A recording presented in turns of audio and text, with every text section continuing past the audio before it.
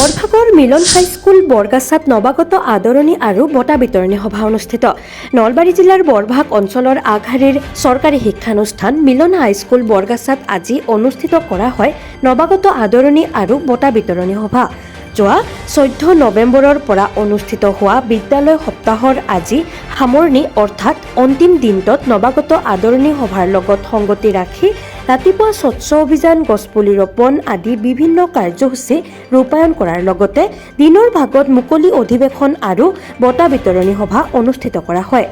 অৱসৰপ্ৰাপ্ত শিক্ষক অৰূপ ডেকাৰ সভাপতিত্বত অনুষ্ঠিত হোৱা মুকলি সভা আৰু বঁটা বিতৰণী সভাত মুখ্য অতিথি হিচাপে উপস্থিত থাকে বৰিগোগ বনভাগ শিক্ষা খণ্ডৰ খণ্ড প্ৰাথমিক শিক্ষা বিষয়া সমীন বৈশ্যৰ লগতে নিৰ্দিষ্ট বক্তা হিচাপে উপস্থিত থাকে খণ্ড সমল ব্যক্তি সুভাষ বৰ্মন, সদৌ অসম ছাত্ৰ সন্থাৰ কাৰ্যালয় সম্পাদক ভৱজ্যোতি ডেকা আৰু বিশিষ্ট অতিথি হিচাপে উপস্থিত থাকে বিদ্যালয়খনৰ অৱসৰপ্ৰাপ্ত প্ৰধান শিক্ষক ৰজনী লহকৰ আৰু CRCC মুকুন্দ ডেকা।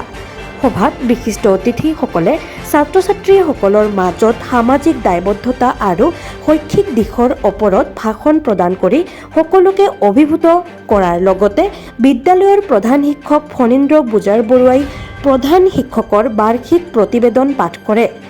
উল্লেখযোগ্য যে আজি এই সভাতে 2024 চনৰ হাইস্কুল শিক্ষান্ত পৰীক্ষাত প্ৰথম স্থান লাভ কৰা ছাত্ৰ ছাত্ৰীসকলক প্ৰয়াত ধৰ্মকান্ত গোস্বামী সৌৰণী বঁটা প্ৰদান কৰা হয়। মিলন হাইস্কুল বৰগাছা 43 সংখ্যক বাৰ্ষিক উৎসৱ তথা নৱাগতৰণি সভাত আমাৰ সন্মানীয় বিও ছাৰ সমীন বৈশ্য আৰু মই উপস্থিত হৈছোঁ। এখেতসকলৰ নিয়মানুৱৰ্তিতা, সময়ানুৱৰ্তিতা, ছাত্ৰ ছাত্ৰীৰ মনোযোগ দেখি আমি আচলতে অভিভূত হৈছোঁ আৰু বিদ্যালয় কৰ্তৃপক্ষক ধন্যবাদ জনাইছোঁ। ভাবিছোঁ ইয়াৰ বিগত বৰ্ষৰ দৰে আগন্তুক দিনবোৰতো হাইস্কুল শিক্ষান্ত পৰীক্ষাত অতি ভাল ফলাফল দেখুৱাব পাৰিব।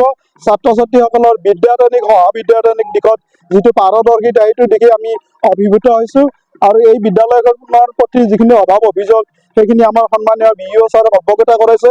তেখেতৰ সীমাবদ্ধতাৰ মাজত থাকিও যিখিনি পাৰে নিশ্চয়কৈ সহায়তা আগবঢ়াব আৰু ভাবিছোঁ এই বিদ্যালয়ৰ পৰা আগন্তুক যিকোনো পৰীক্ষাত ভাল ৰিজাল্ট কৰিব আৰু সহবিদ্যায়তনিক দিশতো ছাত্ৰ ছাত্ৰীসকল আগবাঢ়ি যাব পাৰিব। ধন্যবাদ। আজি আমি নলবাৰী জিলাৰ সীমান্তৱৰ্তী কামৰূপ জিলাৰ সীমান্তৱৰ্তী নলবাৰী জিলাৰ সংলগ্ন যিটো আমাৰ বৰগাছা মিলন হাইস্কুলৰ বঁটা বিতৰণী নৱাগত আদৰণি সভাত আমি উপস্থিত থাকোঁ আৰু এই উপস্থিত থাকি খুবেই শৈক্ষিক পৰিৱেশটো সঁচাকৈ ইয়াৰ যিটো আমাৰ ছাত্ৰ ছাত্ৰীসকলৰ যিটো একাগ্ৰতা সঁচাই প্ৰশংসনীয়।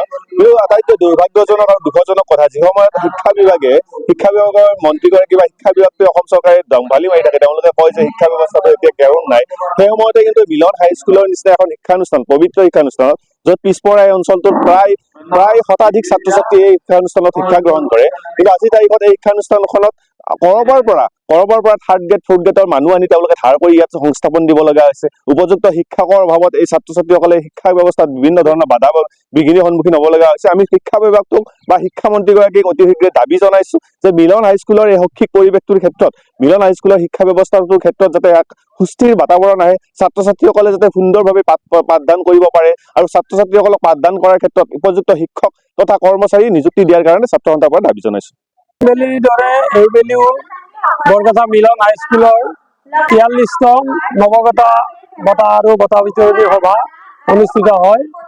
ইয়াৰ আগতে আমি 16 ডিচেম্বৰৰ পৰা 21 ডিচেম্বৰলৈ এই অনুষ্ঠান আৰম্ভ কৰিছিলোঁ। আজি লাষ্ট কাৰ্যসূচী নৱাগত বঁটা বিতৰণী সভা। এই সভাত আমি বিশিষ্ট ব্যক্তিসকলক নিমন্ত্ৰণ জনাইছিলোঁ। আটাইবোৰ ব্যক্তি সভাত উপস্থিত হৈ সাৰুৱা ভাষণ আগবঢ়াইছিল আৰু বিদ্যালয়খনৰ উত্তৰোত্তৰ কামনা কৰিছিল। তেখেতসকলে সদৌ অসম ছাত্ৰ সন্থাৰ কাৰ্যালয় সম্পাদক মাননীয় ভৱজ্যোতি ডেকাদেৱো আহি পাইছে, তেখেতৰ সাৰুৱা ভাষণ আগবঢ়াইছে আৰু মই ভাবোঁ এই ধৰণৰ অনুষ্ঠানে ছাত্ৰ ছাত্ৰীৰ মনত এটা বৌদ্ধিক আৰু এটা উত্তৰণ ঘটাব বুলি আশা ৰাখিছোঁ আৰু পৰৱৰ্তী সময়তো আমি এনেধৰণে এই অনুষ্ঠান আগবঢ়াই নিম বুলি আশা ৰাখিছোঁ আৰু মোৰ ক'বলগীয়া ইমানতে সামৰণি মাৰিছোঁ। নিউজ ডেস্ক ৰিপোৰ্ট, বাৰ্তা A to Z।